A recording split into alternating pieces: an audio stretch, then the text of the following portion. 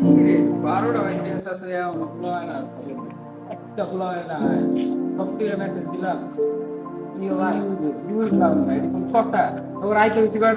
আমি বন্ধ ধরে দাঁড়ায় আছি গোয়া খাই গ্যারেজে অন্য কথা অন্যকে কত করি এখন কথা এখন বন্ধ কেউ এলো না দেরি বেড়া সবাই দেরি বেড়া এটা কোনো কথা আমি একা কি ভাই আমি তো সবাই কই 8টা বাজায় ওরা খালি কর আইতাছে এটা কোনো কথা ভাই এটা কোন কথা হইলো তুই এত লিট করা যাবে না ভাই অনেক তো ভিডিও কল একটা ভিডিও ভাই ভিডিও কল আমরা উড়ে কত জানো না 900 1000 এই ভিডিও উড়ে গাঙ্গো ভিডিও করে আওয়াজ করে ভাই আর তো এটা কত ভিডিও বানাইলাম এখন কিন্তু একটা ভিডিও একটা দিনে গেল না ও ভাই অনেক কিছু বানাইছি বুঝছো অনেক কিছু বানাইছি বাপ শুধু একটা বাপ ভাই তো আমার আমিও বাপটা কাজ যাবে কি আইডিয়া শুনেন ভাই এই ভিডিও করলে পুরো ভাই ঠিক কইছো তো আমার মানে তো এটা আইডিয়া এই ভিডিও করলে বেটা চল বেটা চলো কি রে বেটা তোর এত না সময় এলো এই তো তো সময় হলো বেটা হ্যাঁ কাজে কাজে আমরা তো 8টাতে ফোন দিতাছি কানকা 12টা বাজে কাজ থাকলে কি করব তাহলে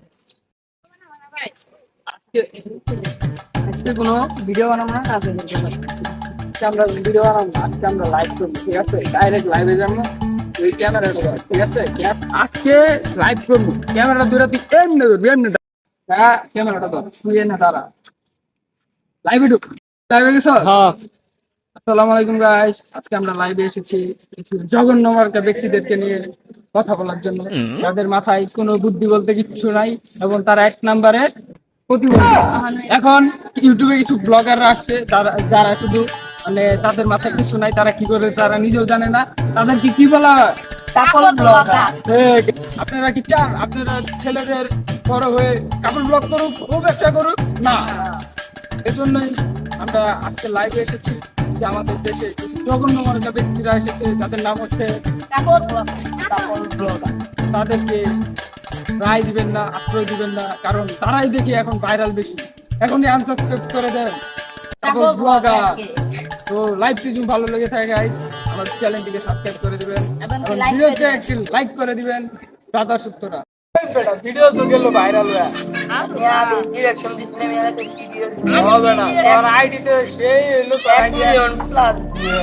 ও বেটা ফাস্ট হয়ে গেছে সেই ভিডিও এমনি ভিডিও বানাই দিব তাইলে মনে কর আমি ঝড়ের গতিতে রকেটের গতিতে সাবস্ক্রাইবার পাবো বুঝছ নাই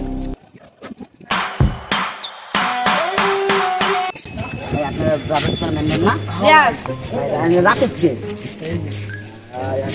এবার তোর বেটা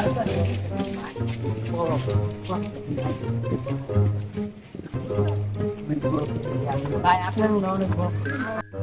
অনেক দেখছি কাপড় ব্লগগুলো ভিডিও টেনশন নাই আমি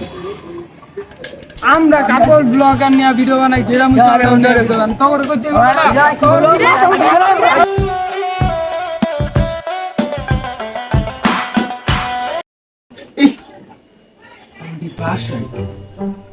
স্বপ্ন ছিল আবার মনে করি